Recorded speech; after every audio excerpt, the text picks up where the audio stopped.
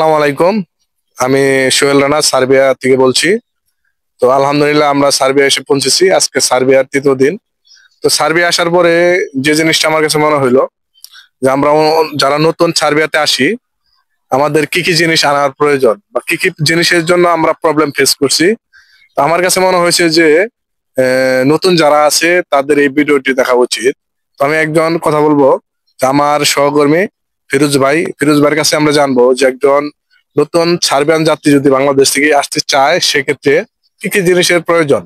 আসসালামু আলাইকুম ভাই। ওয়ালাইকুম আসসালাম। ফিরোজ ভাই কেমন আছেন আপনি? আলহামদুলিল্লাহ ভাই, ভালো আছেন? যে আপনি তো সার্বিয়া আসছেন আমাদের সাথে। জি ভাই। তো আমি আপনার কাছে একটু আমার যারা ভিউয়ার্স আছে তাদের উদ্দেশ্যে আমি এই ভিডিওটি তৈরি করতেছি, যারা বাংলাদেশ থেকে আসতে চায় তারা কি কি ধরনের জিনিস নিয়ে আসবে, কারণ এখানে আসার পরে আমরা কিছু জিনিসের প্রবলেম ফেস করেছি। সেক্ষেত্রে কি কি জিনিসের প্রয়োজন আপনি যদি একটু আমার যারা ভিউয়ার্স আছে তাদেরকে যদি আপনি একটু উপদেশ দিতেন তাহলে হয়তো তারা এই ধরনের প্রবলেম থেকে সহজে ওভারকাম করতে পারবে।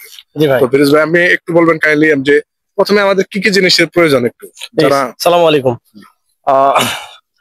আমরা মূলত সমস্যা ফেস করতেছি হচ্ছে রাইস কুকার। এটা প্রত্যেককেই আনা উচিত, কেননা কোম্পানি কাকে কখন কোথায় কার সঙ্গে দিবে। সুতরাং যদি নিজেরই একটা রাইস কুকার থাকে তাহলে এটা সবচেয়ে ভালো হয়। কথার কথা, সে অন্য কোনো দেশের নাগরিকের সঙ্গে পড়ছে, তার সঙ্গে তো তার রান্না মিলবে না, হতে পারে না, হতেই পারে। সুতরাং সে চাইলে নিজে একাই রান্না করে খেলো। আর যদি কখনো বাংলাদেশিদের সঙ্গে পড়ে সেটা আলাদা, বাইচান্স যদি না হয় নিজের জন্য সুবিধা। সঙ্গে যে খাবার খাবো, প্লেট গ্লাস আর কি, এগুলা তো লাগবেই। পানির জন্য হয়তো বোতলে চালানো যেতে পারে, তাতে সমস্যা নেই। আর সবচেয়ে ভালো হয় কোম্পানি তো কিছু কিছু কোম্পানি সঙ্গে সঙ্গে খাবার বাজার করে নাও দিতে পারে। কথার কথা, টাকাও দিল, আপনি তো চিনবেন না কোথায় দোকানপাট, কোথায় কি প্রবলেম, না একটু প্রবলেম।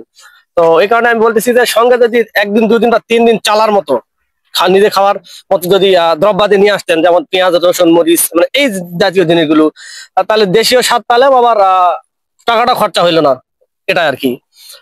আর মূলত একটু আপনি এই যে পেঁয়াজ মরিচের বলতে আপনার আমরা যে গুঁড়া মরিচ গুলো নিয়ে আসি, সেক্ষেত্রে কি কাঁচা মরিচটাও একটু যদি সঙ্গে আনা যায় সেক্ষেত্রে কেমন হয়? কাঁচা মরিচও বেটার হয়, তবে কাঁচা মরিচও বেশি দিন সংরক্ষণ করে রাখা যায় না, ঠিক না? তবে অল্প পরিমাণে আমার যারা ভিউয়ার্স আছেন তারা যদি অল্প পরিমাণে কিছু কাঁচা মরিচ নিয়ে আসেন, কারণ এই আসার পরে যেমন সাধারণত আমরা এখানে কাঁচা মরিচ পাওয়াটা অনেক কষ্ট। আমরা একটু আলু ভর্তা করে খেলাম, একটু ডিম ভাজি করলাম বা একটু নুডলস রান্না করে খেলাম, সেক্ষেত্রে আমরা দেখা যায় কাঁচা মরিচের কারণে আমরা ওই খেতে পারি না, কারণ আমরা বাংলাদেশি মানুষরা আমরা একটু ঝাল প্রিয় মানুষ, যার কারণে আপনার ঝাল হলে একটু ঝাল হলে আমরা স্বাচ্ছন্দ্যে খেতে পারি।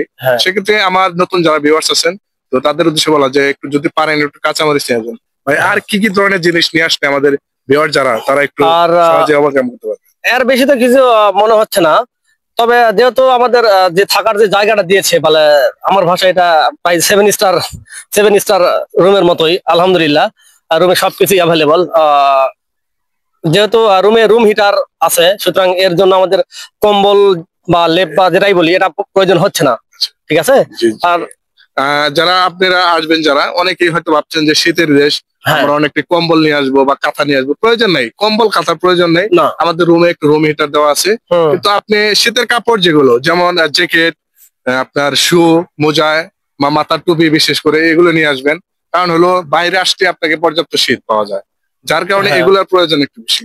ভাই কাইন্ডলি আর যদি বলতেন যে আরো কোনো ধরনের জিনিসের প্রয়োজন আছে কিনা। না, পোশাক পরিচ্ছদের ক্ষেত্রে কোনো ছাড় নেই, পোশাকের কোনো বিকল্প নেই। কোম্পানি আপনাকে কি দেবে না দেবে ভিন্ন কথা, তার আগ পর্যন্ত আপনাকে চলতে হবে, এসে তো আপনার সঙ্গে সঙ্গে কাজ নাও দিতে পারে, ঠিক আছে। সুতরাং পোশাকের ব্যাপারে কোনো কম্প্রোমাইজ নেই, আপনাকে পোশাক নিয়ে আসতেই হবে। আর ইউরোপ হচ্ছে, আমি আমার ভাষায় ইউরোপ হচ্ছে শীতের রাজধানী। হ্যাঁ, প্রত্যেকটা কিছু তো রাজধানী থাকে, ইউরোপের রাজধানী হচ্ছে শীত, সুতরাং শীত এখানে তৈরি হয়, ঠিক আছে। আমার ভিউয়ার যারা আছেন তাদের উদ্দেশ্যে আরেকটি কথা বলবো যে আপনারা যদি পারেন একটু সরিষার তেল নিয়ে আসবেন, কারণ হলো কি আপনি গোসল করার পরে আপনার শরীরে সরিষার তেল, একটু বাঙালি আমরা যারা সরিষার তেল, বা আপনি একটু ভর্তা খেতে চান, আপনি একটু আলু ভর্তা একটু ডিম ভাজি করতে চান, সেক্ষেত্রে আমরা একটু সরিষার তেল হলে ভালো হয়।